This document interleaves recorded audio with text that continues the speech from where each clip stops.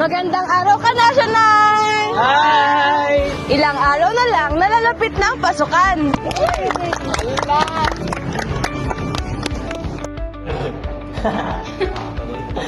Uy, Ben, ba't parang stress ka? Nahihirapan ako humingi ng tulong nito eh. Ha? Anong strand? Hindi mo pa ba nabalitaan yung bagong way sa pagpili ng senior high school subject? It's totally different now. Oo nga! Narinig ko na rin yan sa teacher natin. Tawag daw dyan ay Strengthened Senior High School Program, which is, we get to pick our subjects based sa gusto natin in the future. Wait. So, wala na strand? Oo, wala na mga strands. Actually, mas maganda nga ito and more flexible. Kasi we get to choose from different clusters plus the 4 subjects. But how do we actually pick? Nagbulan pa rin ako eh. The big change is sa old curriculum merong 15 core subjects. Pero sa bagong curriculum meron lang 5 core subjects. Huh? Ano yung 5 core subjects ngayon? Ang 5 core subjects ay ang effective communication or mabisang komunikasyon, life skills, general science, general mathematics at ang pag-aaral ng kasaysayan at lipunang Pilipino.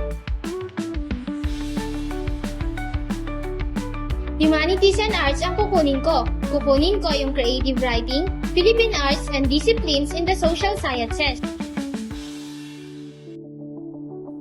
Ako, gusto kong mas ma-improve ang physical fitness ko. And also, mahilig ako mag-fix ng mga bagay. So, I choosing tech book and sport, auto servicing, physical education for the win.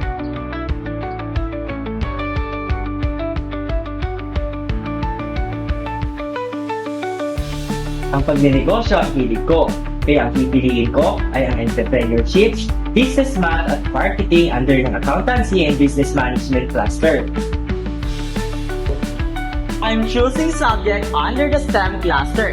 Gusto ko kasi maging isang engineer, so I'll pick physics, calculus at research.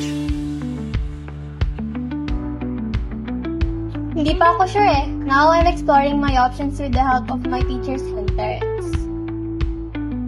Pwede mong i-mix ang electives para mag-match sa iba't ibang goals mo, kahit nasa ibang cluster. Yun ang ikinaganda nun. Lalo na kung undecided ka pa at gusto mong ma-enhance ang ibang mong skills. Talaga? Paano yun? Halimbawa, in the previous curriculum, kung ang isang mag-aaral ay gustong maging isang accountant, will choose to be in the academic track, which is ang 18th strand. Dahil dito, magkakaroon sila ng mga dati nang napag-usap at mga dati nang napiling subjects para sa mga mag-aaral ng ABM.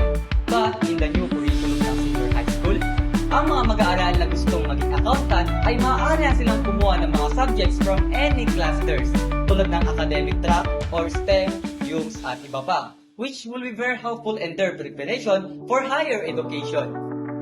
In short, choice ito ng mga students kung gusto nila mas maging kapaki-pakinabang at handa sila sa kukunin nila in college. Kaya lang, hindi lahat ng subjects ay maaari nating pagpilitan.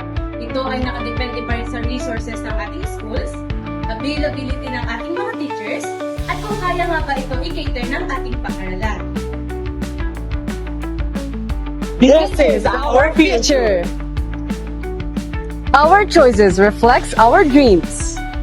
So think it through Choose what inspires you and get ready for the future.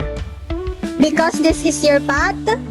Your power, your senior high school journey.